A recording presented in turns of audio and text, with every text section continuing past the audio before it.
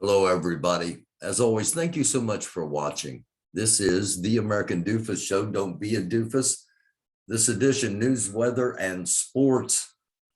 Actually, the weather and the sports are kind of part of the news. School shooting, once again. It was a deadly school shooting at Mount Tabor High School in the Winston-Salem, North Carolina area. The suspect has been apprehended, was apprehended without incident, and there's no motive or incentive or reason at this time for the shooting that has been released. One student dead, another student, apparently a fellow student, has been apprehended, and we'll have more on that as things progress. A story that's not going to get enough attention and needs more attention. Elijah McClain. In 2020, there were a lot of protests, and there were a lot of names, and there were so many names, and some will live on in history.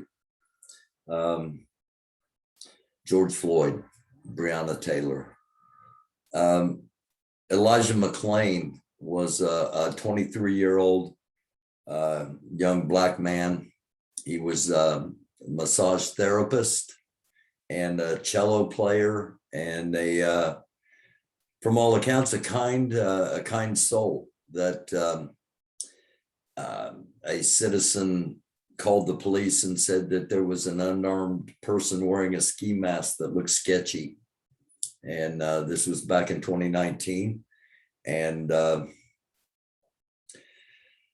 today it was announced that the Colorado grand jury are filing indictments, bringing charges against the police officers and the paramedic first responders for their part in the death of Elijah McClain. And I was going to play the video because it doesn't need to be played on here. If you want to go back and check, go back and check. But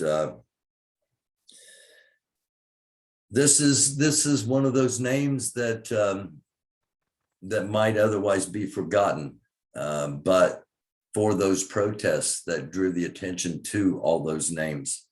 And there are names of white people that have been killed by police that won't be remembered. There are names of Black people that have been killed by police that won't be remembered. As I said, some will live on in history. But Elijah McClain might just be one of those that might receive some justice based upon the attention that was drawn to what happened, because there were numerous protests in the Colorado area, and police involved in breaking those up. We've showed some of those on episodes here, and it's just something that we are going to keep drawing attention to on the American Doofus Show.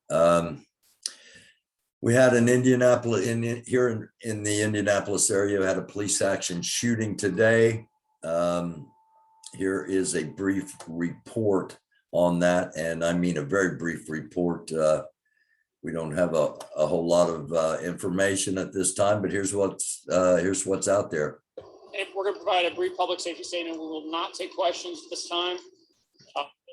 We will be back with additional information with a briefing, and information may be available on Twitter as well.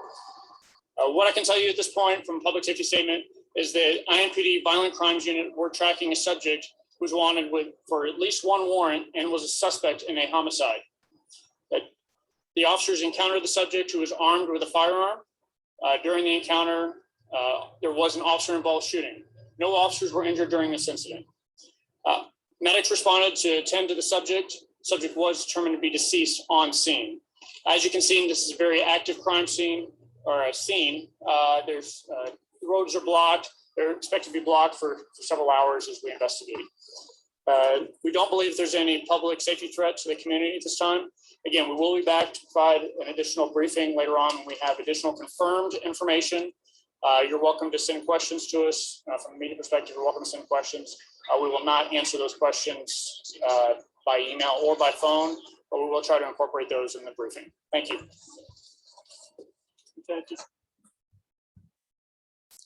So there we go. Police action shooting earlier today. And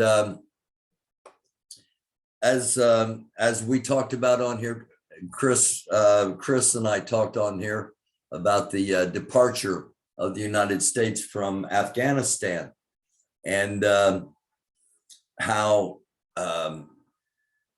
would we leave equipment behind? And there are several videos out that show the Taliban having a parade with some of the equipment that was left behind. And the Pentagon press secretary said, quote, we aren't overly concerned about the images of Taliban fighters examining the abandoned aircraft. They can inspect all they want. They can look at them, they can walk around, but they can't fly them. They can't operate them. And I just want to share a little something here.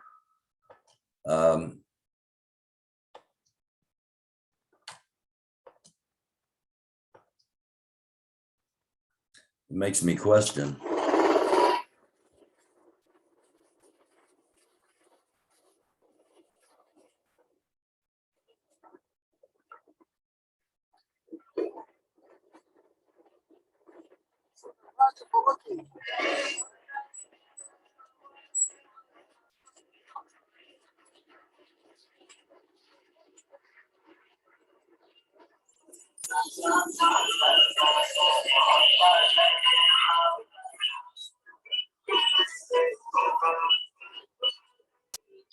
اموال الله ملك دي چې د الله تعالی پر ځکه د الله نظام دی. نمایش مو د افغانستان د استقلال او د ازادۍ په مناسبت مشخړې دي جوړ کړي وو نو چې موږ کوم کې پروژې قطعات د ان شاء الله تاسو په مخ کې تیر سي او تاسو ټول وویني ټول افغانان ویني دا د افغانستان د خلکو ویاړ په باره کې دي چې ټول افغانانو خصوصا وطنداریانو ته د دې ویاړ مبارکي وایو موږ او په دې مناسبت دا پروګرام جوړ کړی دي او ابشار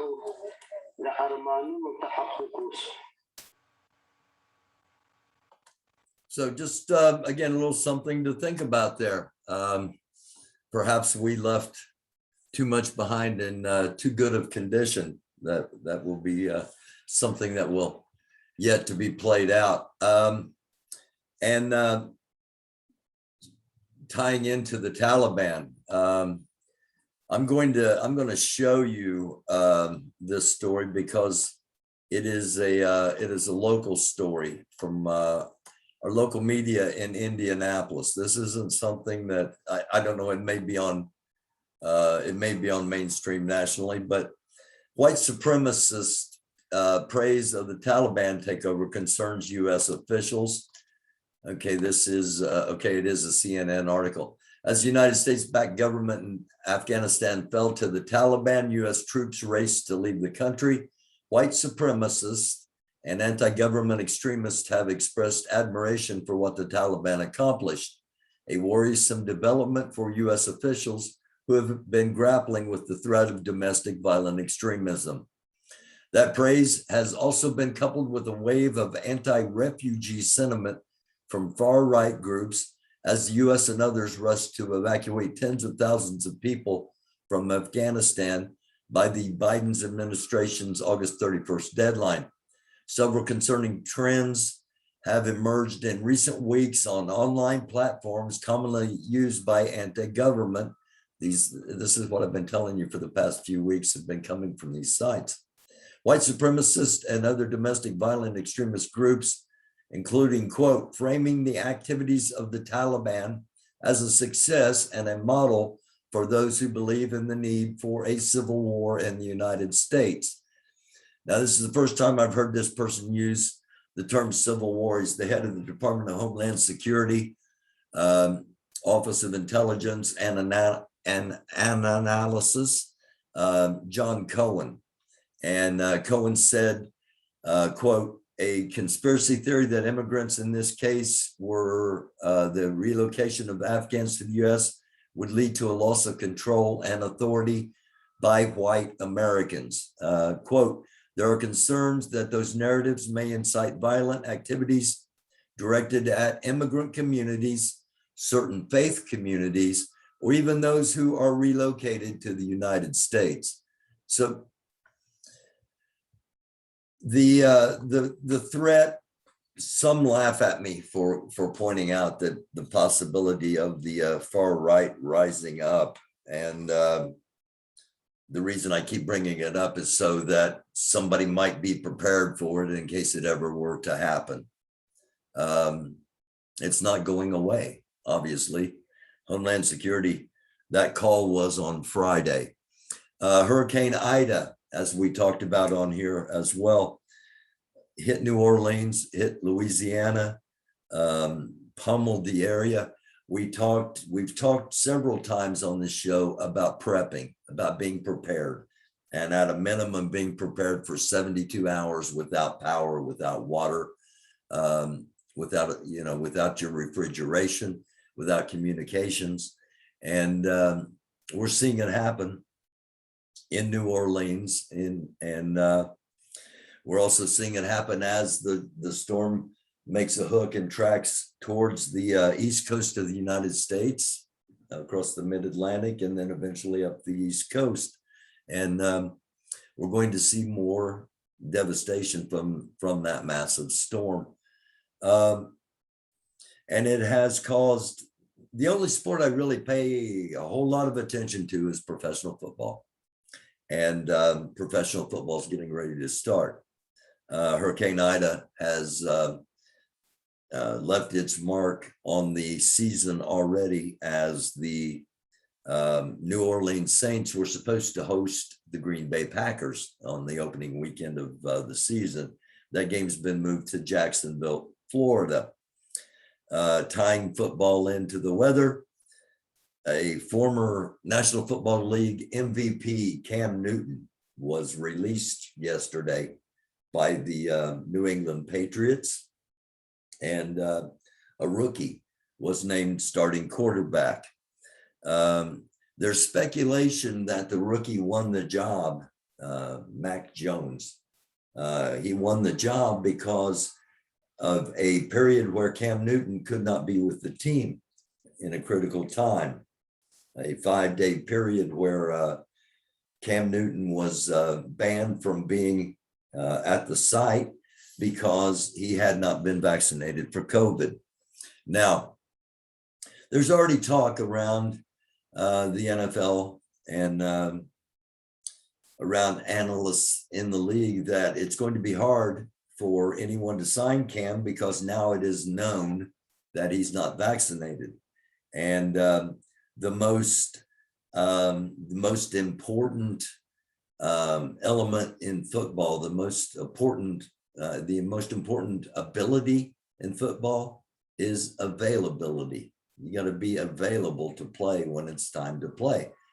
There aren't as many games in football as there are in most of the other sports. The season is limited. And while there are more in professional than there are in college or high school, you can't compare with the seasons in baseball, basketball, hockey, other major sports. So the most important ability is availability. And this brings up the question of vaccines. And while the New England Patriots won't say that played a part in it, they can't because of the union, the players' union, one of the only labor unions left in the country, a country that used to be that was built after World War II on labor. And it just brings it home again that the situation with the vaccines, it is a choice. And when you choose to take the vaccine, there are things that you're going to be eligible for. And when you choose to not take the vaccine, there are going to be things you're not eligible for. And that might include, it might include employment.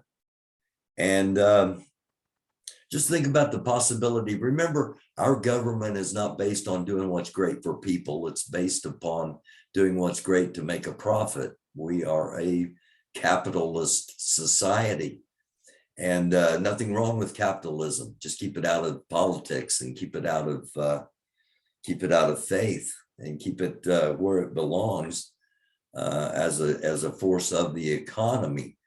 But it's all about profits, and the insurance lobby is one of those major forces that control the government, because they control where the donations go and who gets elected.